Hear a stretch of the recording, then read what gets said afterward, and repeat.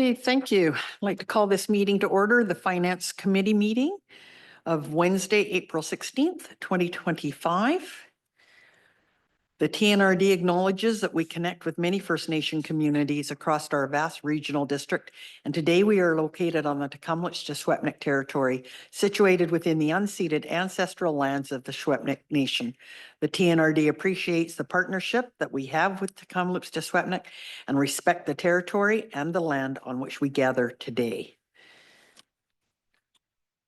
Do we see any or call for any additions or deletions from the agenda? Okay, thank you. I'm just going to, just before we proceed, I would like to note that we do have Director Lee Morris on by Teams or Zoom, whichever. And we have Director Mike Grenier in the room as well. In order for these directors to participate in this meeting, we need to approve that by a committee vote. I would like to first state that I'm going to put forward that participation is going to be limited to one question per agenda item by the non-committee directors. So that we do have some parameters around that, but we don't want to sort of evolve to either an issue where too many questions or we drag out the length of the meeting based on participation. So I would like to put a motion forward that we allow the participation in this meeting by both these directors with the limitation of one question per agenda item being allowed, and the participating directors do not have a vote when we go to make any motions or pass anything. So I'm just going to call for that motion now and ask for the directors of the committee or committee members to please vote now. All those in favor? Any opposed? That is carried. Thank you very much. Going to move on now to the minutes of the previous meeting, and I wonder if I could please, just a second. Sorry, Chair. We did require a mover and a seconder for that motion. I'll second it. Oh, okay. So I made the motion. Right. Okay. Kelly Hall second. Thank you. Thank you. Okay, now I will call from the floor, please, for a motion on the recommendation to adopt the minutes. Did you get those? Okay, thank you very much. All those in favor? That's carried. Okay, we will now go into the reports, and Colton or Manager of Communication and Marketing, Colton Davies, would you please bring forward 5.1, the tax communication brochure? Thank you, Chair. I'm kind of trying to drop the marketing part of my title unless this counts as marketing, so let me know. This is going to be I think a quick presentation on my end. We just wanted to show this committee the new tax information brochures that we have. So when rural addresses like property owners in our electoral areas get their property tax notice this year, they'll get this. It'll say, and we have, one version for each electoral area. So this is obviously electoral area A you're looking at. For background, the opportunity to create this and send it with rural tax notices, like a property tax guide showing all sorts of things that I'll get into in a sec, was spotted by our adept manager of finance, Erin, last August, after she had talked with the surveyor of taxes. So what they do is essentially a wing of the province, the surveyor of taxes, they let regional districts add this as an insert to rural property tax notices free of charge for us, which is pretty huge because this reaches every single rural property owner within the TNRD. And besides staff time to create it, there's no cost for us for printing and mailing. So to do this and do printing and mailing, with it going to each specific address, we'd be looking at well over $5,000 to do this. I'd say probably closer to 7 or 8 potentially if I were to go and get quotes. So that's awesome. The only catch is it has to meet the exact specs for the tax notice for their mail out. So it has to be an exact size. We had to go over the final version 3 or 4 times with some pretty minor tweaks to make sure we had that just right. And they have to have it by April 1st each year. And it also has to be black and white, which is why you're looking at a black and white example here. Probably saves a few bucks on printing. So looking at what a few other regional districts had done, because others have done this too, we've kind of gleaned info and made this our own. Then we created the contents with the help of our finance team, Carla Austin Aaron, and our graphic designer, Mike, to put it all together. So the page layout, I'll just add, might look funny, but if you had this as a folded up brochure in your tax notice, the intention is like it would look, you know, a little different layout than what you're seeing. Like that contact page would be the very last part of it. And obviously the part on the far right with the is a cover page that would be on the front. So we received, again, we had that April 1st deadline. We received the finalized revised BC assessment data in late March.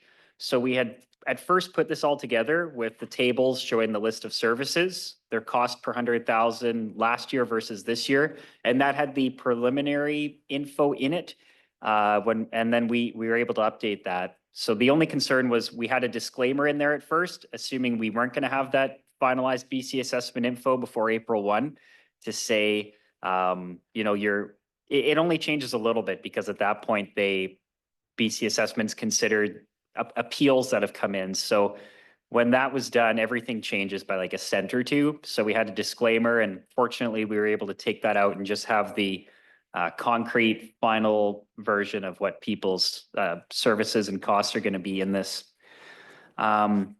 So for contents, we've included some general information about TNRD service and TNRD communities.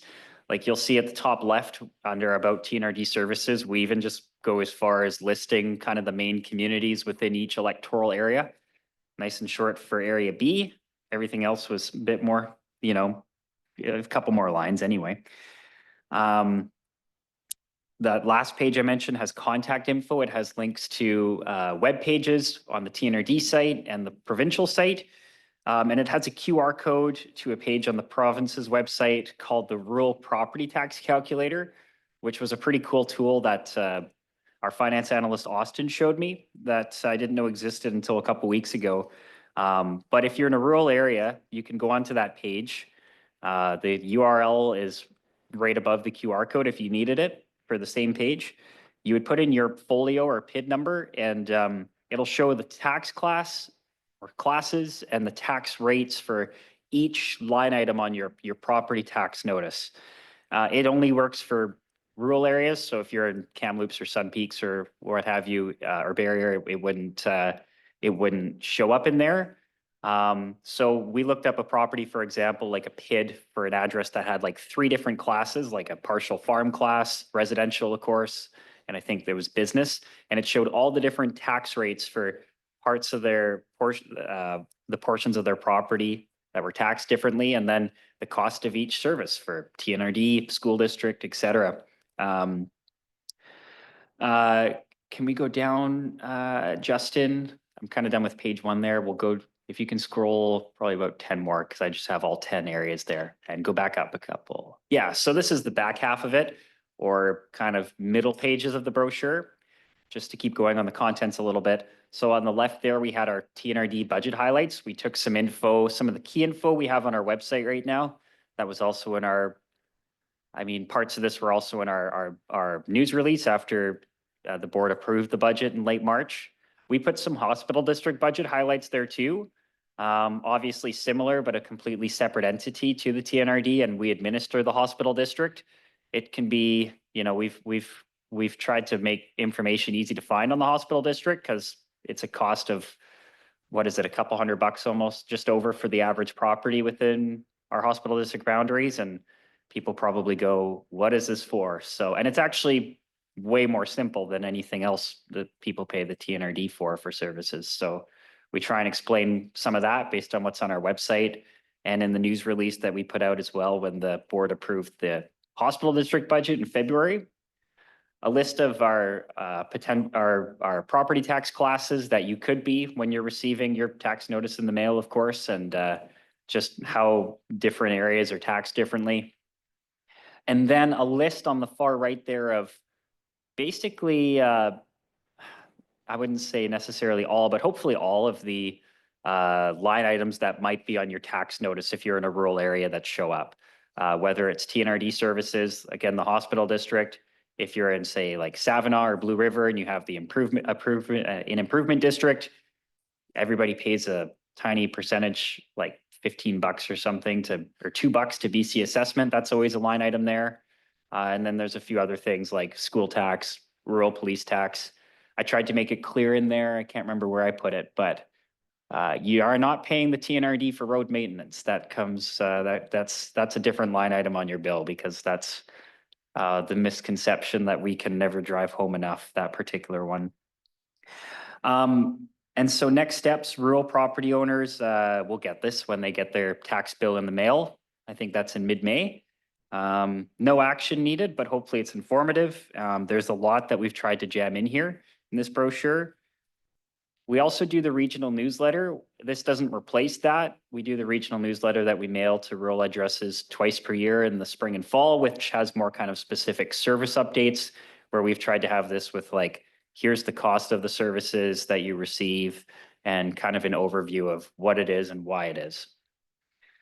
Do we have any questions on the, happy to take questions, Chair.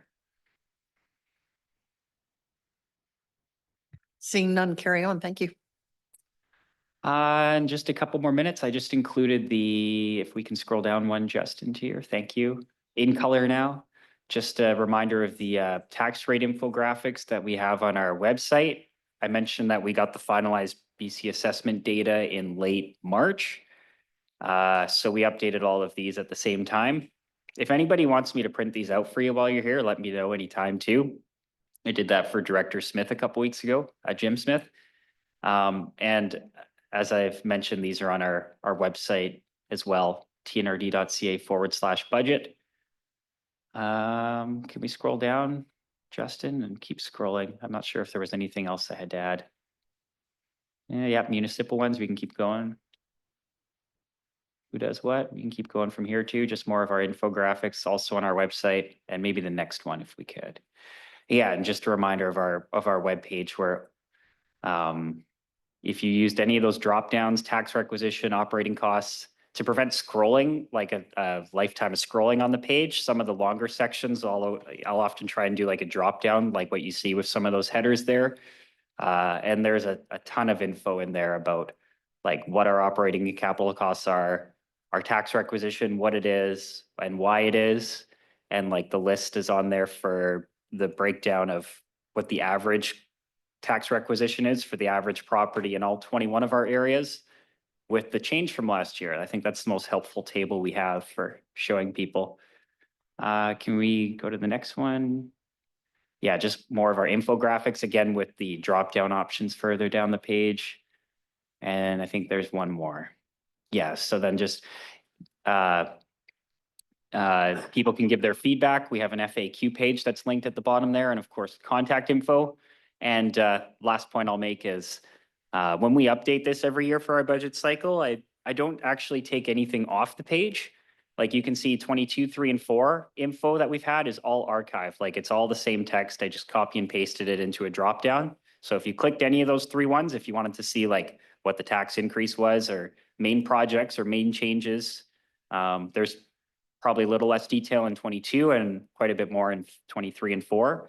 But that would be a huge thing to scroll through if you wanted or read through if you wanted to review that. So be the same thing for next year if we'd have 25 in that section, and the page would be relatively the same looking, but with all our 2026 data for the next budget cycle. That's where we're at right now. And that's it, Chair.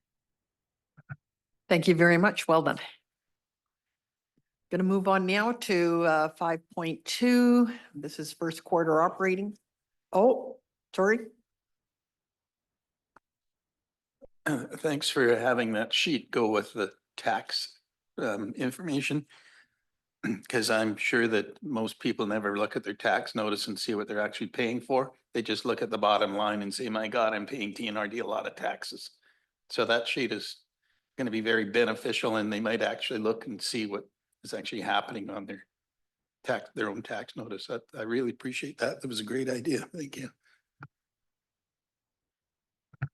Thank you.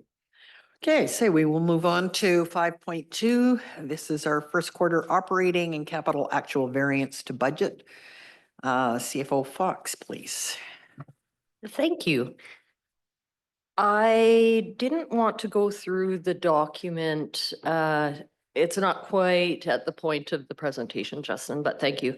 The budget variance that we brought to you last year didn't get to you until June for the first quarter. I think it was June. So we're just proactively bringing this first quarter variance to you.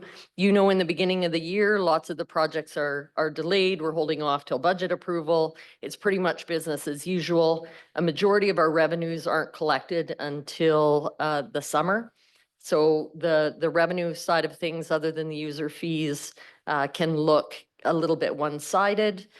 And as far as operations, there is nothing unusual or outstanding within there that I would bring forward, but I would entertain questions. Really, it's there for your information, and questions if you'd like.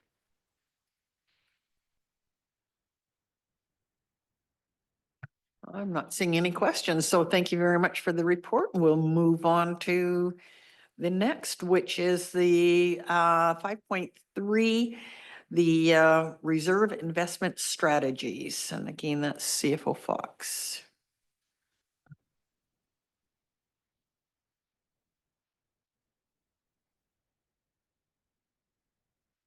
Thank you, Justin.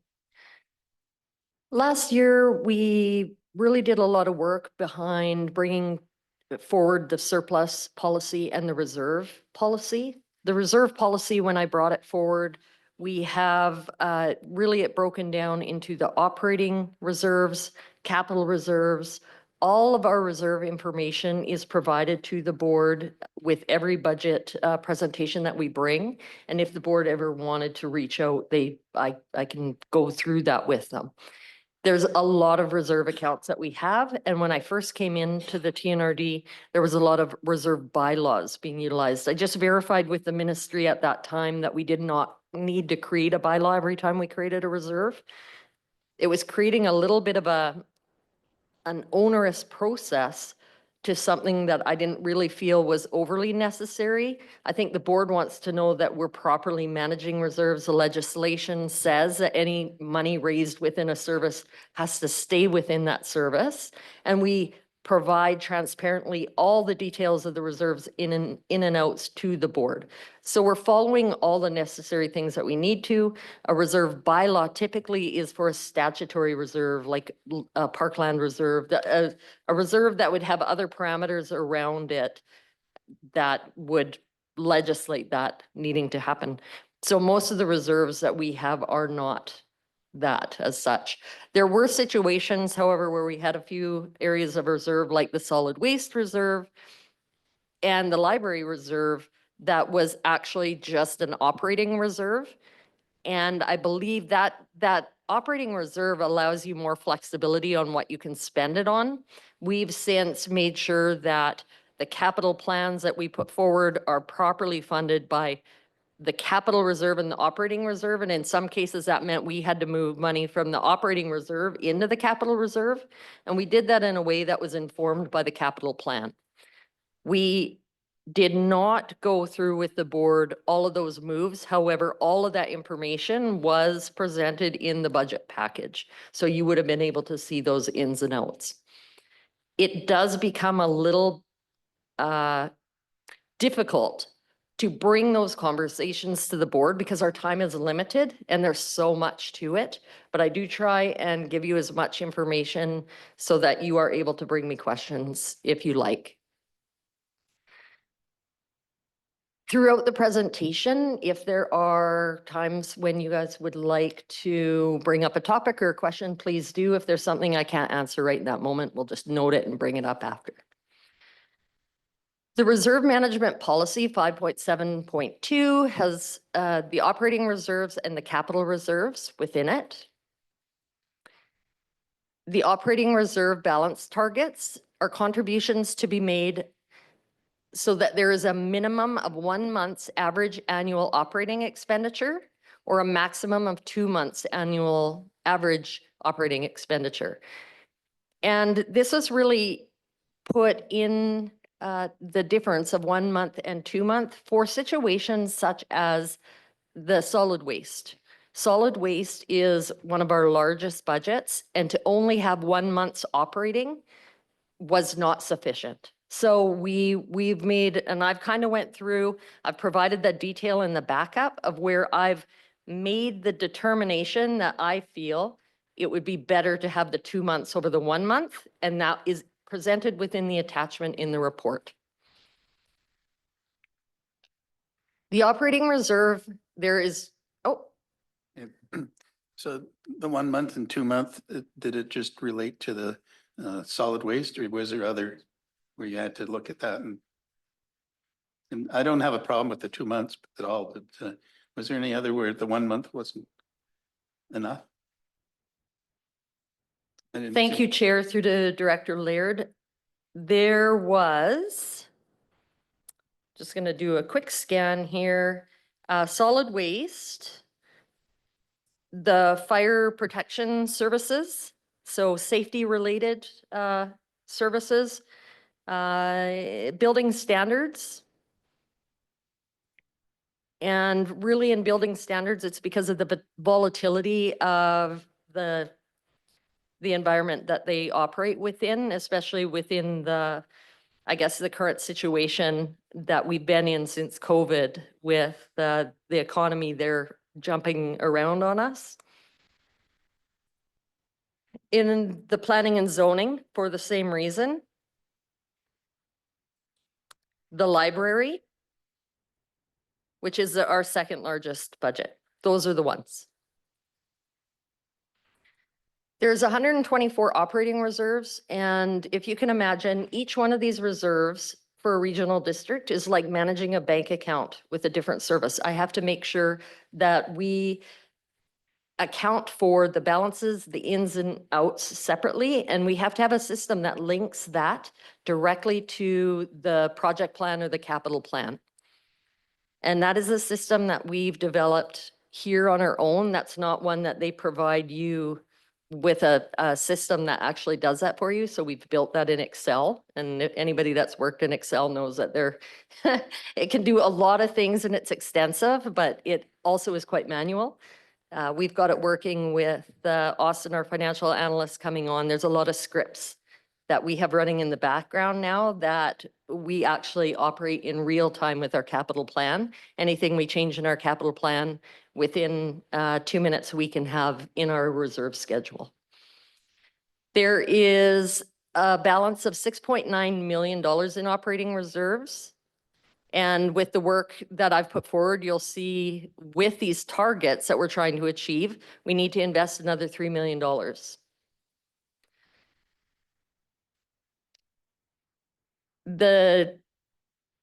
On an ongoing basis. So with the operating budget itself, the target is a target and it stays that way, other than the small incremental increases year over year, unless something greatly increases in that operating budget, the balance is going to stay fairly static. There is further work that we need to do around the reserves, but I wanted to bring this initial conversation to the Finance Committee so that you can see the work in the direction that we're headed. There could be an opportunity when I was presenting the reserves and the policy to the board. There was a few conversations around, do we want other operating reserves that address emergency funds, contingency funds, or opportunity funds?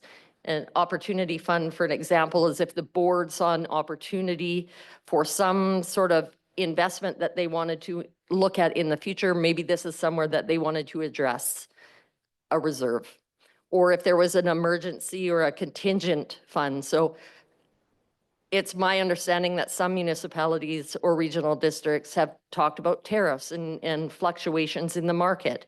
And if there was a reasonable reason that you would want to have some money in a contingency fund to address cost issues.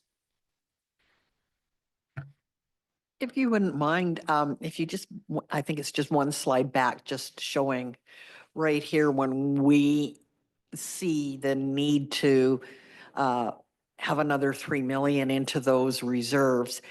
What's our plan for getting to that number? Is this through taxation or rates over a 5-year period to build that back up? Or how quickly do we need to get that sort of optimal number into the bank and there and available for us in the need, if we need it? Yeah, thank you, Chair. So I will get to, once I jump through the actually, I think it's in the next couple of slides here. I have put forward a 5-year outlook of what I think, is something that the board could consider. This being our first conversation and saying, okay, there's $3 million, and then we still have to talk about capital. What is reasonable to expect to get to the targets? First of all, I want to make sure that you guys are confident that this is the right strategy and understanding the reasons for it. Because lots of times in the past, we didn't talk about the reserves, but we know we have between 30 and $40 million worth of reserves, and no one can really understand why. And sometimes it's a quick go-to to say, oh, we could reduce taxation because we have all this money we're not using. Well, I can guarantee that all the money in the reserves has some sort of project attached to it, capital plan attached to it. And I want to make sure that you guys are confident that the plan there is utilizing those funds accordingly. I went on a tangent with your question. I will show you on the screen here, the 5-year outlook. Not a tangent, well explained. Thank you. Thank you. So I wanted to give you a little bit of an example, and the document is far too long to put it all up here, but it's in the attachment, is the process that I went through, really identifying what the operating budget is, what 1-month expenditure looks like, what 2-month expenditure looks like, the total required reserve, looking at the balance in the reserve that we have right now. And we also do have a bit of an investment strategy into those reserves because we had to have a 5-year funded capital plan. So there is already funds going in there. So I didn't want to add on top of those dollars when I knew we already had funds going in there. So I did a bit of an exercise to say, what's the gap? And that's what led me to the $3 million number that is identified as the gap. All of the information is provided in the background for you guys to see for each individual reserve what that means. It's just we don't have enough time for me to take you through all of that today. So right now, what I did is I took that amount, divided it out over the 5-year plan, and it would mean an additional $600,000. There is further work that I can do on here to bring this down somewhat, because if you think the reserve sits there and it's gaining interest, and we transfer that interest to this account every year.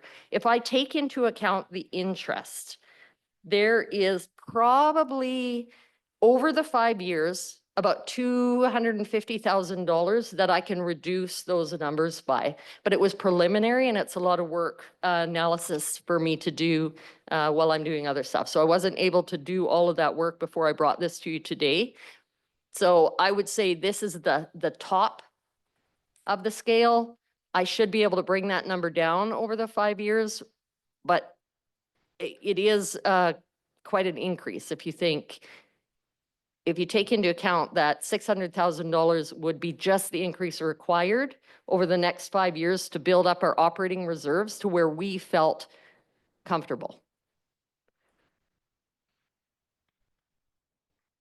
Thank you, Madam Chair. I have when the end of the year, when in operating expenses, Quite often you have a reserve for whatever reason in operating expense. So when you're building a budget like this, do we have it, you don't have any way of knowing what would actually be left in any of the different operating budgets until you complete your year end? Is that correct? And that would change the amount of money required every year? Is that my thinking right? Thank you, Chair, through to Director Laird. So what happens in each of the services if we don't spend the total budget? There's a surplus. The surplus is not directly a reserve. The only way that money gets from the surplus into the reserve is if we transfer it there. Because there's no policy that says surplus, a part of the surplus would be transferred into the reserve. Every year the surplus is brought forward into revenue for the next year, and it reduces the amount of taxation required. If we wanted to use the surplus to bolster reserves, we just would have to make sure, if you want that strategically in every reserve, we want, 20% of the surplus to go into reserve, you could have that in a policy, and we would make that transfer. So what you would see next year in 2026 is you'd see all your revenues, you'd see expenses, and in that transfer to reserve line, you would see 20% of the surplus being transferred into the reserve. That's how you would make sure that it goes there. If it's not showing there, so you would have to go through each service and do this exercise of its own. If you did not see any transfer to reserve, you know that the surplus is being utilized within that budget to absorb inflationary increases or whatever it might be. I mean, would that be a board decision? That's the percentage of surplus that could go into the reserve fund, or does that have to go into a policy? So Director, through to the Chair, if the board wanted to have a say on surplus being directed into a reserve, I would recommend making it a part of the policy.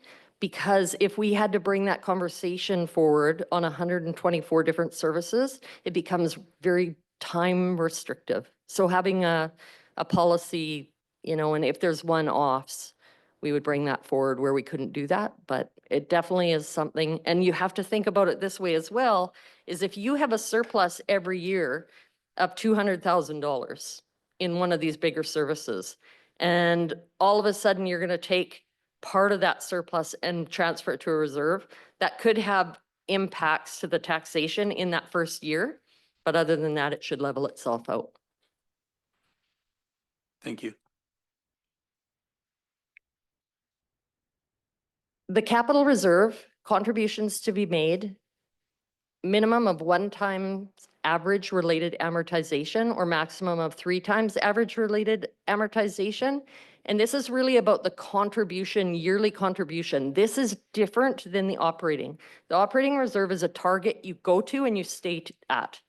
The capital investment into reserves changes. So if you think about it this way, you have water and sewer utilities, and the infrastructure, the assets within that could be, $3 million, $5 million, depending on what you have in there. And if it's depreciating every year by $500,000, really that's what it's telling you is to maintain that building, that reservoir, $500,000 in the future will probably have to be invested to bring that back up to standard. So it's a good, reasonable measure without a fully functioning asset management plan to say, this is what we need to cover to replace this asset. So every year as it depreciates, we should put at least that amount of money back into the reserve so that when we have to replace it, we have money. Another way to look at that is your fire truck. And if you have a $500,000 fire truck and every year it's amortizing $50,000, in 10 years, if you don't put any money away, you then have to borrow or you have to have another way to look at that. This isn't perfect. It's just a reasonable way to look at it. Because if you think about this in this sense, we haven't been doing that to this point. So all our amortization that we have on all our older assets, We have really not been putting in these very thoughtful contributions to reserves. So we have what is called a deficit. We have a lot of assets that we haven't actually saved for in this way. So then we are challenged sometimes to afford them. That's when you look at, are we going to borrow? So maybe a fire truck, we say to ourselves, well, we know we're not going to pay outright for a fire truck. We're going to borrow half of the money for the fire truck. So we make a conscious decision to put only half of the amount away.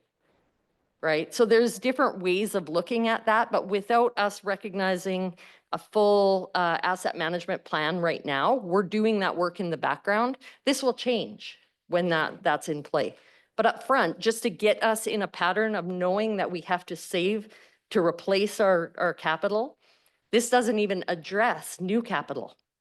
So if there's anything new that we want, this amortization strategy doesn't work. But my worry is right now, we're just trying to address that in a deficit. If we know in 5 years, we're making these one-off investment strategies for these other new assets now in our plan, because I have to put forward to you a funded 5-year plan. So if I have a new asset that's 5 years out, I have to have that funded. So I have a strategy built into the plan already. I think Director Hall has a question. Thank you, Chair. Just ask a quick question about asset management plan. You mentioned it a couple of times that we're working on an asset management plan. How does that impact, operational reserves or capital reserves, that we're talking about currently, when in fact we instill a completed asset management plan? In my experience, having the asset management plan implemented will show that our reserves are severely underfunded because we haven't addressed the deficit, which I haven't talked about much because I'm actually not sure without doing a bunch of work exactly what that is. Now, I know Tyrone has in the utilities done quite a bit of work on that. And we also have Mike Winiski, who's now joined us as our asset manager. And we have a strategy in place. We've upgraded the policy, and now we're starting to look at upgrading our condition assessments, our master plans, and bringing all that information, starting to talk about a system to link our GIS system and that system to our financial system and to manage all that. Because you can imagine our tangible capital assets in our financial system say, okay, anything that we do that's capital above $5,000, that's our policy, we capitalize that. But that doesn't really mean anything to the boots on the ground, because the boots on the ground have assets that they have chairs, they have bolts, they have many, many different classes of assets that don't really fall within the TCA definition, but we expense for them. We want to track and replace those types of things. Or if we have a building and part of that has the HVAC system in it and it has a lot of different components in a building, they want to track all of those items separately so that we know if we're properly maintaining a building, it'll last a lot longer than if we don't save money. Where I saw this really, really hamper the asset management plan is when I think of when I worked in Fernie and they had 30 buildings, but they have a large number of historic buildings and they had never really properly saved, and they had 100-year-old buildings that then they had to determine how to maintain these buildings. It was a real challenge to try and then, because then you're dealing with lots of issues like old buildings and asbestos and that. So we have to take all those things into account with the asset manager, and we're doing a lot of work on that now. And there will be different checkpoints where we come back to the board to give you status updates. Thank you.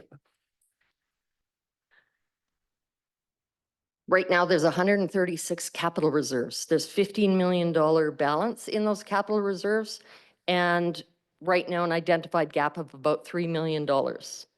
And that is this strategy and plan to get to the target just brings us to the the initial balance that we should have. And then every year after that, we should be contributing the amount of amortization, which is just under $4 million. So if we can build up the reserves to where they need to be to hit our targets, and then after that, focus on this is the investment, by the time we build up to the 5 years, we should actually not have to increase anymore because we've built up to that investment balance that we need each year. But I know that is hard to sometimes get people's head wrapped around this concept of, okay, we have $35 million. I don't really understand why we have $35 million. Now you're telling me you want me to put 3 million more every year. And we have to remember that whatever balance we have invested into our capital assets, if they don't have a value anymore and we have to replace them, that's how much money we need to replace them. So we have to agree on the concept or the understanding in the beginning to then further get this support of the investment required. So the step of bringing the policy to the board to say, these are the targets, and that seemed fairly easy. Now we're in the hard part because the proof's in the pudding. We actually have to come up with the dollars, which means additional increases. Thank you, Director Laird. Isn't it kind of hard to build a reserve fund without an asset management plan? Because when you look at the asset management plan that we're just starting on, and like you say, the buildings and the assets are all different types, and also they have different lives. Is it more difficult? So the asset plan would have to go hand in hand with the capital reserve plan? Is that something that makes sense? That's what we need to do? Because it's kind of hard to say that, you know, we all understand sewer and water. And So without the asset management plan, what we look at is our tangible asset schedule, which tells us we have $52 million worth of assets right now. And what that tells me is that if in the fire department, we have $6.5 million worth of assets, they're deteriorating every year, every month, every day. And we already know those assets at some point in time are going to need to be replaced. And also I know from my experience in this, whenever there's a problem in the fire department assets, those are an emergency and we need them right now. And we don't care the costs and the borrowing. And so it's important for us to first address the issue of the capital we have now, which is why this isn't including a lot of strategy around new investment. This is stuff we know without a fully recognized asset management plan. So I have the assets broken down by department, by service.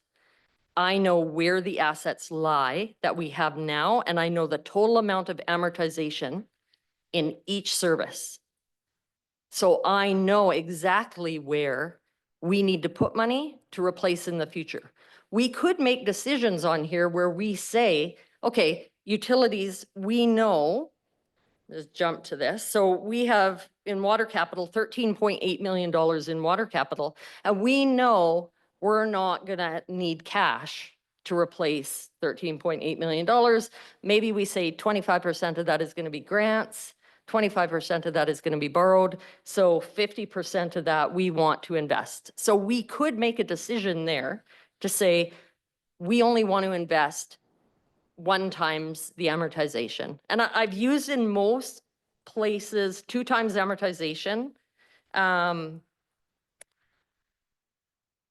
Just let me see here, 2 times, or sorry, 1 times amortization. But again, like I did in operating, there was a couple places where I bumped it to 2 times because they were more significant.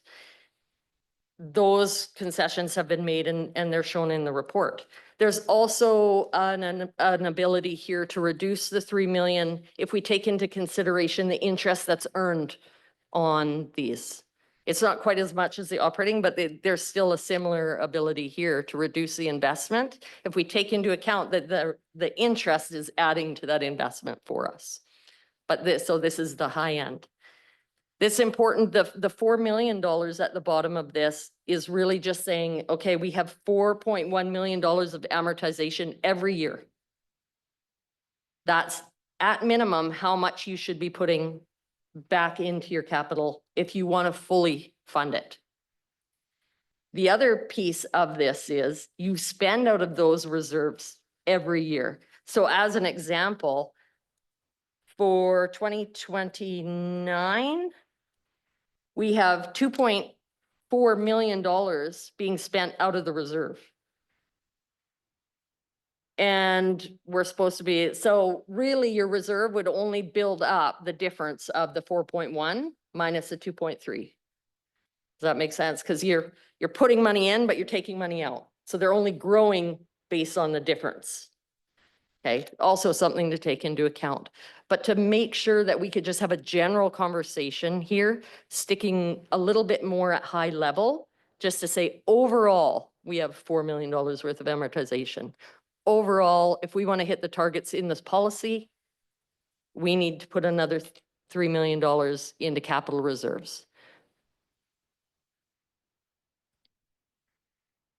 So some of the things I talked about, sometimes we have legal issues to take into account. That could be operating or capital. We have new asset additions in the 5-year plan. Those are all accounted for right now because I've had to make sure our capital plan was fully funded. Outside of that 5-year, we might have things out, 10 years out that we're not properly investing and putting money away for. All of these types of investments need to come to the board.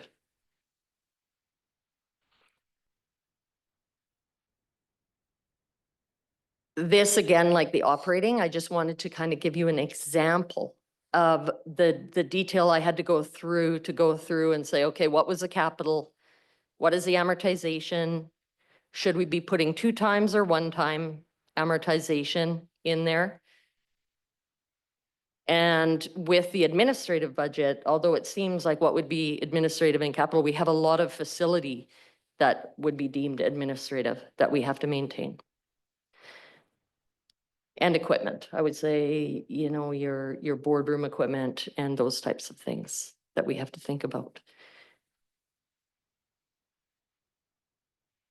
This is where I was talking about the $52 million worth of capital, and it's broken down here by department. To the left, it kind of shows you the percentage of capital that is maintained in each of these departments. And then just gives you an example of the amortization. So it backs up those numbers that I was giving you, saying there's $4.1 million in amortization. Really, my job here today was to lead you down the path of my thinking of how to make this work for the TNRD with something that we can stand behind, knowing that nobody wants a tax increase. And how do I give you this story and make it reasonable and not even address the deficit that we know we have? We have $52 million of assets. We have to make sure that as an organization, if we are a business, that we can maintain those assets and replace them as required. If the board only ever wanted to borrow, we could do that, but we actually, the TNRD has very, very low borrowing and we don't pay a whole lot of interest. Back when interest rates were, very low, 0.1%, those are opportunities to do more borrowing. Right now is not that time. So again, this is the 5-year outlook, very similar to the operating. Just wanted to put down. For an example, I can't CFO remember. Fox, we do just have a question here. Yep. Director Liard. Yeah, Madam Chair. When you look at the amortization, are you intending to have the same amount every year? Or is there any fluctuation from year to year when you look at your amortization? Because when you bring a building up to its proper, where it should be fully serviced, does that change your amortization? So would it still be a fixed amount every year, or would it fluctuate depending on the amount of money you've spent out of your capital to improve buildings? The amortization, if you are just bringing your asset up to its original value, the amortization wouldn't fluctuate. However, if you are investing or bringing on new capital, So I can see the amortization changing when we add new service areas, when we build another fire hall, when we get new, and if you think of our capital plan and how much we spend on our capital plan, we are addressing some of already the deficit or the infrastructure gap we have, because we are doing on an ongoing basis, replacing assets. So it is offsetting some of that. But as we add that new capital that hasn't been considered already, amortization could go up. We do also watch if there's areas where we can take assets out of service and they're no longer going to be our assets and we take that off. So the the amortization will fluctuate. It doesn't typically fluctuate greatly, but it does fluctuate.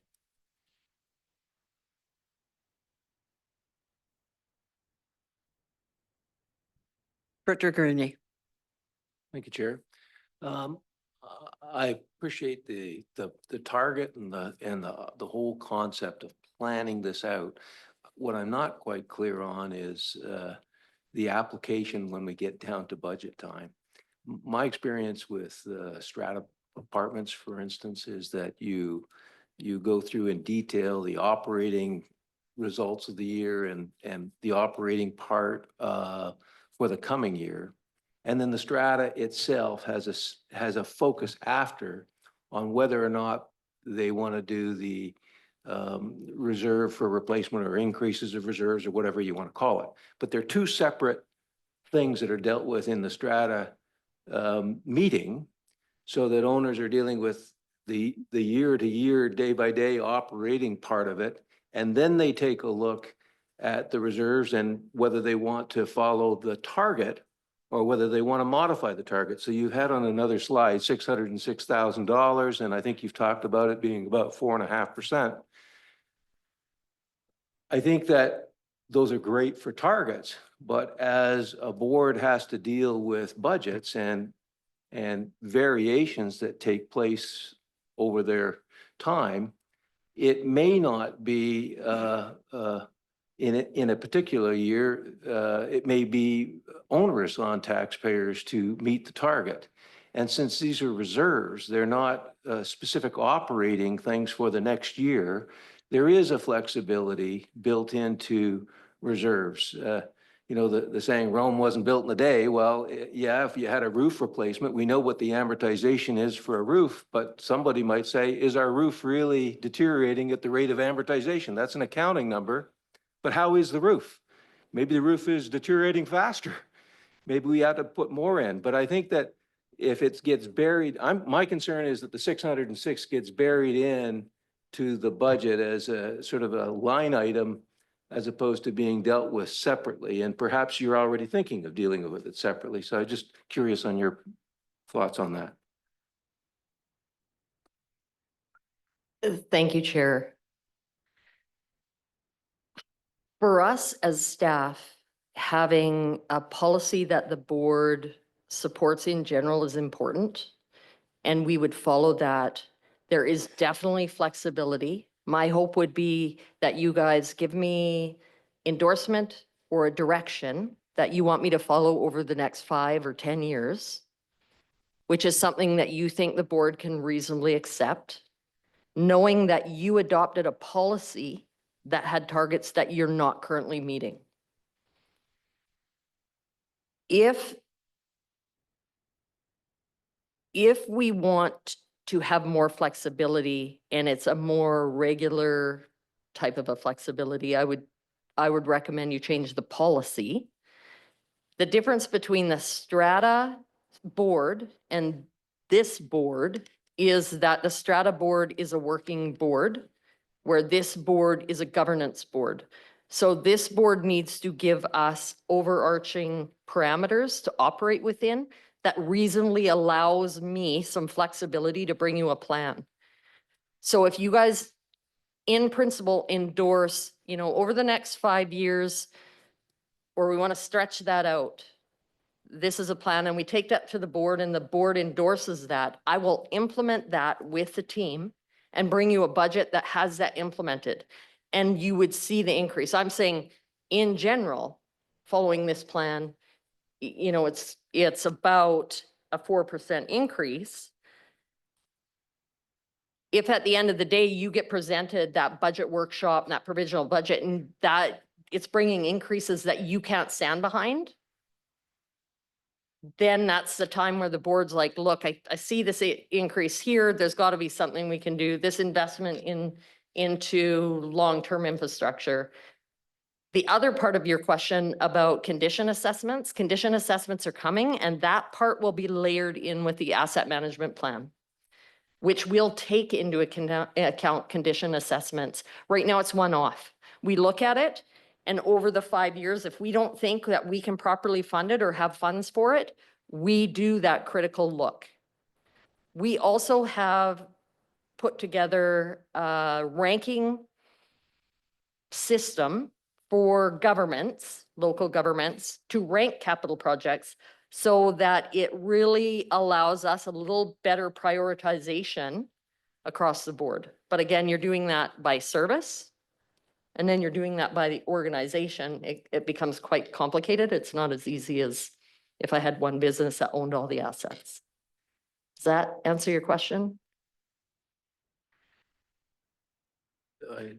It certainly explains your thoughts. I'm just wondering if you think there's value in bringing this up as this is our plan, this is our contingency plan, separate from the operating budget, so that because it's a very complicated budget, 600 or so pages, and to try to go through and find the things that are contributing to this, or to simply say, here's our proposal for 2026. It's 606,397. It's 4%. We've already adopted a 6%. If you don't find anything in the 6% that you can change, here's a thought about the 606. We don't have to build it up by 606 this year. We could build it up by 303. It is a reserve. It's not a specific item to pay the hydro bill. And that flexibility, I think, and that transparency, I think, is important for the board as they deal with the budget every year. The target is 606, the policy is sound, but sometimes you just can't fulfill it given circumstances. And I think it's useful to the board to see it as a separate item that they approve as opposed to just buried into the budget. That's my comment. Okay, Director Grenier, thank you for that. Carla, you might like to just take that as a information forward, and I do know there will be other opportunities for all directors to chime in on this, so that might be a time save question, or you might know that's coming and try and sort of prepare or be able to sort of respond. But I think we will move through your report here and let you get through this. Otherwise, we'll get way too bogged down in sort of questions for informational purposes. Thank you. The one response I would say, as bringing the board and these new processes that we're bringing to the board with the budget workshops, the last budget workshop, we spent all our time in operating, and we didn't really spend any time with capital. So if we were to fairly have conversations about both, you'd probably want a half-day session for both. And the board really needs to give us the time that it wants to spend on these items. And then we can cover more areas like this, or have a specific request to dive further into detail from the board. Those are all things that can come. It's just the amount of time that it takes. Good, thank you. Guess that's still me. All right, so we've really talked about the two. I think I've taken you down the path of the differences between the capital to operating, the amount required, the different areas, how we've come up with that amount. We're just using the concept that's generally set out in the policy right now. There are different departments with different services that all function separately, and I've just given you different ways to look at the information so that you can feel comfortable and understand. What I would ask is that you receive the information that I'm bringing you today as information. If there is a general direction that you think you might like to see shifted a little bit differently, certainly give that to me. And then this fall, I want to bring back the same conversation, however, taking into account some of the changes that we would be able to make by reducing some of the reserves with the interest that's earned, so we can bring you a little bit better number refined down. And if there's some of the areas where I just said, hey, we've done 2 months worth, and there, you feel that maybe that's not necessary, you certainly can bring those things up. Because in general, I've got to bring the strategy back to the board for their understanding. And this is a trial run to make sure that what I'm telling you makes sense, how we've got there, the story. We have right now global tax requisition, and this is where we've got the grand total of the 28 million. It was 5.9% this year with that $1 million increase. This is where I'm showing the 28 million tax requisition. If we were to add on the capital reserve contribution, reducing the amount already implemented. So that's through increases that we're already contributing. There's 30.9 million, and that's the 7.6% increase. So just to give you an idea of comparatively, this year was 5.9. This strategy would bring a 7.6 increase, just taking into account what would be needed for reserves. There is work ahead of me to bring this back to you, and I've kind of summarized those items. Are there any questions beyond what we've talked about? Director Elliott. Thank you, Chair. I know in our budget, there's quite a difference in our core services where everybody pays, but in each EA director's budget, there's service areas. For instance, our utilities are service area related. And it does skew the budget a little bit if when you look at it, if the service areas aren't made sure that the board understands that each EA director's budget is totally different than municipal budgets. And the service areas are all vary depending on the service that is being provided in the EA director's areas.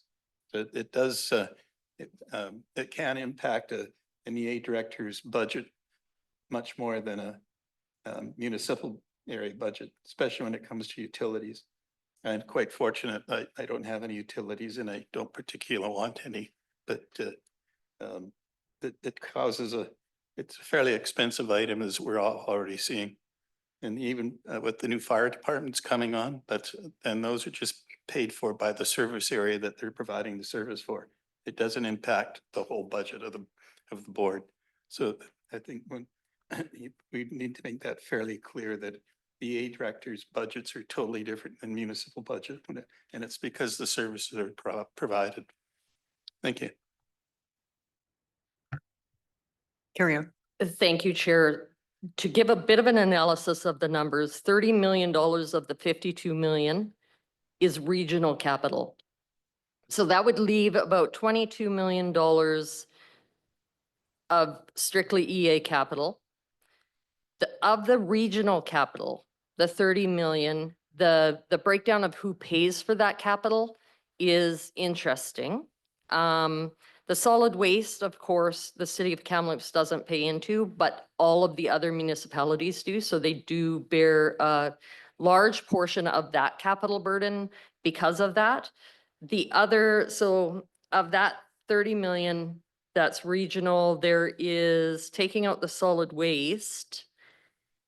There's about 7 million of that capital. That 63% of that capital is paid for by the city of Kamloops alone. So there is a bit of an offset, I think, to the investment that's required is going to, if you think of where the amortization lies, 20 million total capital, the amortization on that is where that investment is going to come directly from the EA. And that is definitely something I can bring back, or we can have in a conversation so that the EAs can understand specifically the impact there. And remembering that those large portion of the regional capital, there's an offsetting benefit having the city of Kamloops involved in that. Overall, Are there any other questions? Go ahead, Len. Thank you, Chair. Just going back to that previous slide, the one where you showed oh, sorry, one more there. So that grand total at 7.63. So is that, we're just talking in terms of, that's both reserve funds, both operating and capital, correct? Yes, because I know we have a lot of $3 million numbers here to play with, but it's Mhm. because of the 5-year outlook. Okay. So with that in mind, so I'm just trying to envision how that flows through to the general budget in just kind of layman's terms. So if a city or a municipality or an EA, so hypothetically, Kamloops saw a 5.5% increase in their taxes in regional district this past year. If this were to be implemented, am I then looking at a combined 13% increase in order to fund this? Or am I on the wrong math? It's complicated. It's when we take the city of Kamloops alone, the impact to their budget would have to be broken down by the regional costs that they pay into. Okay. And they also don't pay into solid waste, which I think is about 13 million of the capital. So if I were to throw quick and dirty numbers around here. That one. And that one. In total, the amortization there is about $567,000, of which 63% of that would be the city of Kamloops. The city of Kamloops taxation bill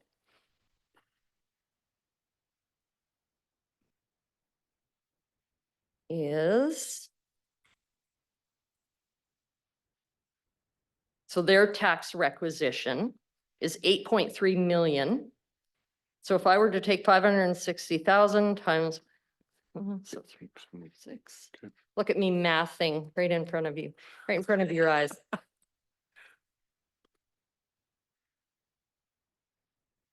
About 4%. Okay.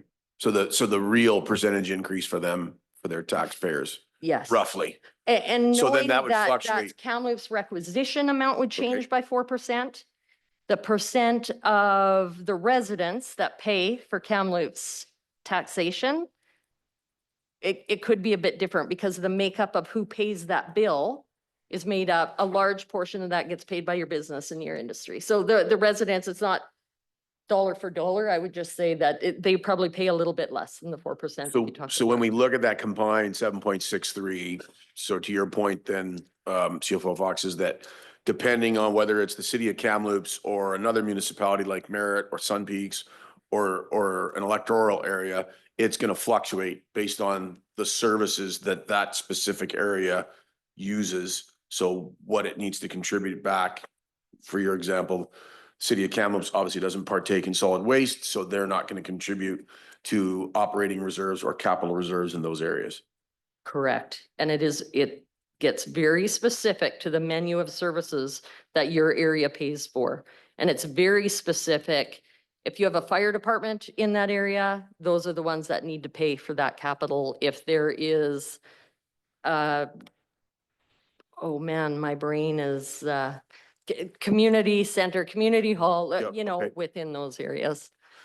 So if I could just, I saved up a couple here, so I also wanted to ask, so we talked earlier about the 1 month, 2 month. So is that a moving target then, based on the type of operating service where it makes sense? Some things you'll have as a 1 month surplus and others you'll have as a 2?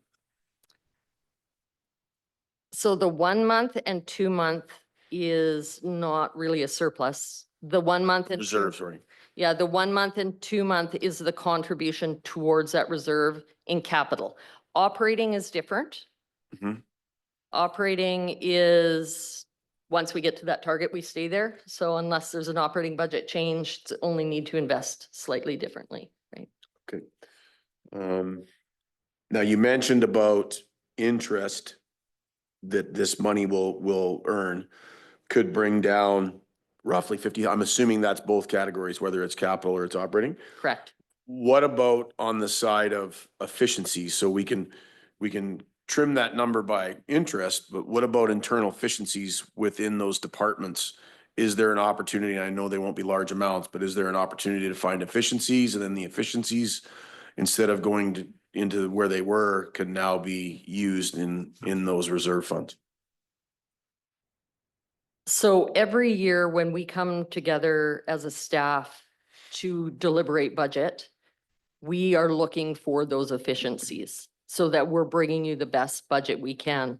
What I would say is if it gets down to provisional and we're not getting to a number that you feel is reasonable for the service, you need to bring forward a change that the board wants to entertain for that service.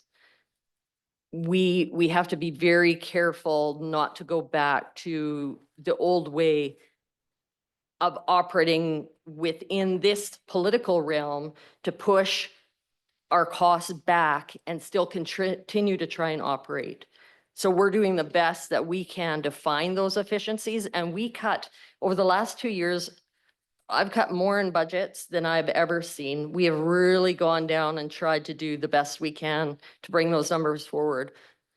The auditor doing the presentation here cautioned and said, you guys are getting very close to the meat, to the bone. Like, I'm seeing your variance is so small that it's worrisome on a budget this large. So when I hear that, I know we've pushed and we've done as much as we can. I know that people always want to try and do the best we can. One of the things I'm trying to bring forward to maybe capture that within a few years is the ERP system so that we can operate. We're really trying to work and focus on what are the system issues where we can find efficiencies and allow us to operate effectively and efficiently, making good, timely business decisions like on emergency operation centers, and making sure that when we spend millions of dollars on EOC, that we submit the amounts to get paid back really quickly, so we get the interest through the highest interest earning time we have. There's really smart business decisions that we need to make, and if we're all aligned. Anyway, that was a really long-winded answer. Sorry. One last question if I could.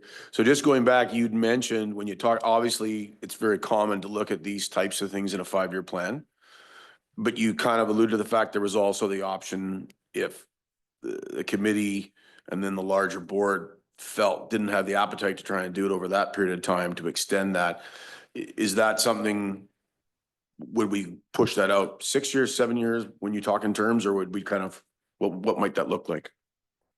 Thank you. I thank you, Chair, through to Director O'Toole. We're as staff open. We've put kind of our best foot forward to just put it on the table.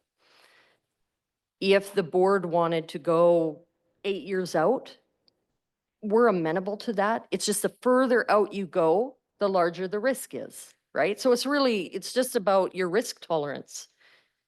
And as finance, we're trying to be, build in some risk, but not so much that we don't feel like we're doing our due diligence towards these things. And then really penalizing the future on not having enough money in reserves now. And some things I pay attention to is what happened in Osoyoos, where they had nothing and then all of a sudden their systems blow up and they're looking at 25% increases. We have to do something.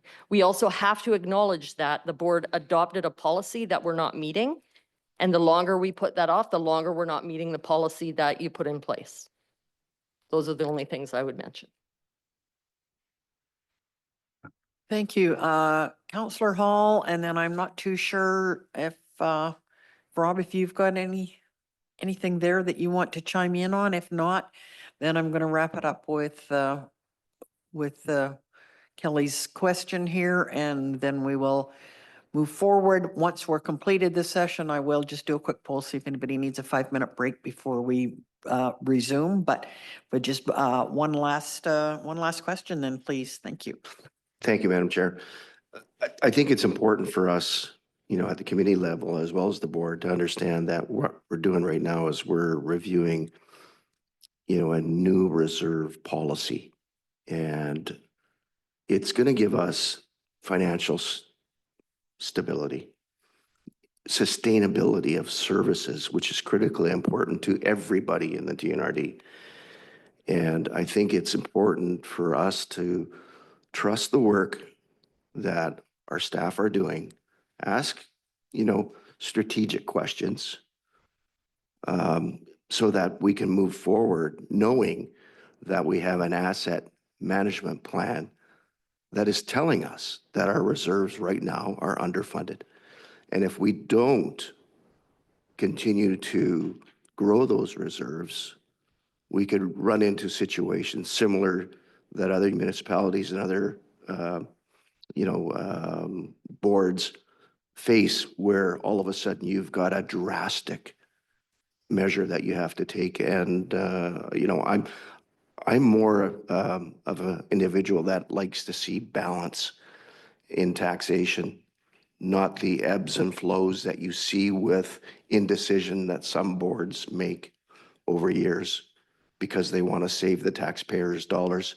If you take a look down the road to the city of Kelowna, they have a tax base of 4.5, 4.5, 4.5, and that's because they're very methodical in the way they apply their policies. This is a new policy for reserves, and I think it's very good. I think CFO Fox has done a great job. The question I have is, how well attended are those budget meetings? Thank you, Chair, through to Director Hall. Are you talking about the one-on-one meetings, or are you talking about the budget workshops that we? Budget workshops, yeah. The budget workshop that I'm referring to is the one we have with the board, which is very well attended. Are you thinking with the public? No, individually, I know you offer opportunities for EAs as well as municipalities to come in and review, the budget in its entireties. So just like to know how well, those meetings go. The meetings are excellent. It's much different than when I worked at the municipality. It's a very interesting process we go through here. All of the EAs meet with us. The municipal directors don't meet with us as much unless there's kind of one-off questions. We've also really enhanced our budget communications material that makes it quite clear, these are the services you pay for, these are the tax rates that you get with these services. I think that does help. We use it a lot here at our front counter. But the individual meetings themselves, we meet once, if not more. And if it's specific service interests or questions, the director will meet directly with typically Jamie or Alex or myself or Scott. Thank you. I think I'm going to call for just a quick 5-minute recess so that we don't spend the next time on 5.4 wishing we'd taken a 5-minute break. So if you just take a quick 5 and give everybody a chance for a quick bio break, check your cell phones, whatever you need to do, grab another coffee, but we'll be back in 5. Okay, thank you everyone for returning, and we are going to move on to the last item on our agenda, 5.4. And CFO Fox, if you've got another 20 minutes left in you, can we hear what this is all about? Thanks. All right, well, hopefully it doesn't even take that long. There is a group out there called the Canoe Procurement Group. They work for local governments. They secure, I'm going to say contracts, or they procure on a larger scale. And in certain cases, we can get better rates for them. I do believe that this just goes without saying. It is a tool that we should be utilizing if it's available to us. It is something that we have already recognized has helped us procure copiers and leases at a better rate. It's another tool. So when you think about our procurement policy where we would go out and get quotes, this is just another tool that we have that we can access. And if you think of economies of scale, that's what Canoe Procurement is doing. There's no real cost to us. So I think that my request from you guys is that if there is something with this that you think is a red flag, please bring it up. I just wanted to put it out there that this is something that I would like to bring up for the policy, the procurement policy, just as an inclusion. So it's in there and it is something that the board is aware of and endorses. We still go with what brings the TNRD the best value. But this is a tool that is available to us to utilize, and I wanted to put it to this committee to see if there was any questions in its regard. I'll start with CO Hildebrand and then I'll move to you. Thank you, Chair. I just wanted to add to that last comment was this tool is also available for Sun Peaks and for Barrier and for Kamloops. And I'm just wondering if you've heard about it. So just give that some thought too. And This is the first I've heard about it, and at a glance, I thought we were buying canoes, but it. What are we doing buying canoes? This seems a little odd. And then it sort of read, I will first go to, Director, Laird. He did have his hand up. I also do have a quick question, if it's not the same one that you asked. Thanks. Thank you, Madam Chair.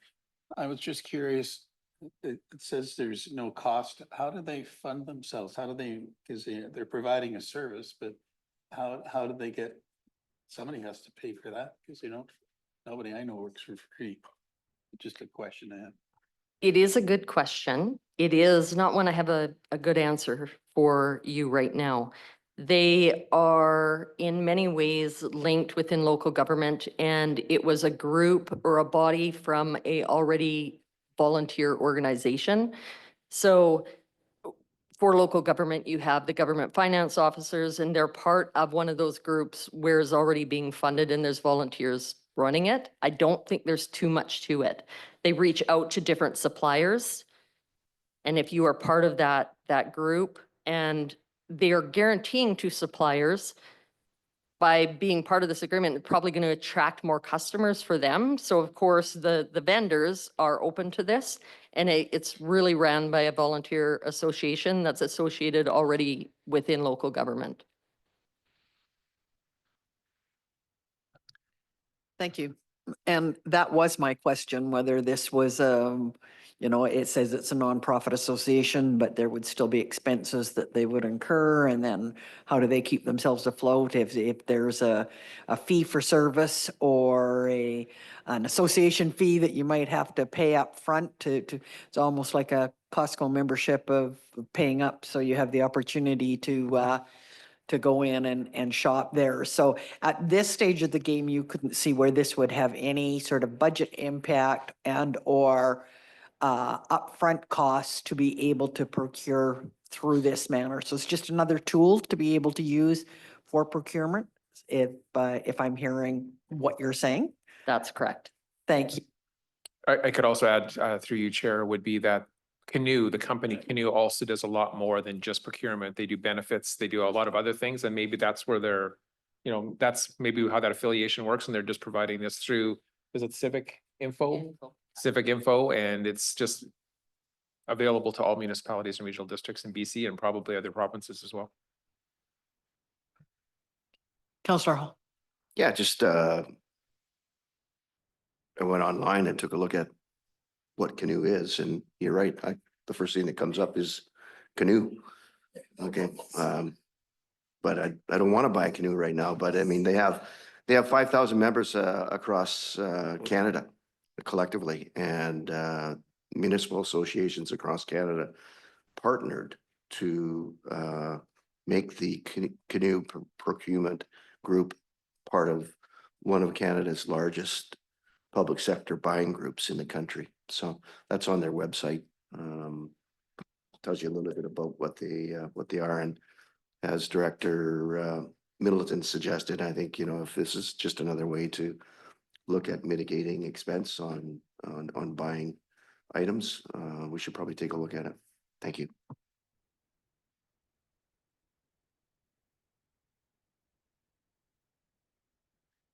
I'm not seeing any more hands up for questions, so given that, I would like to make a motion that we move recommendation 1 and recommendation 2 as written. Is that a second? We'll call question. All those in favor? Any opposed? That is carried.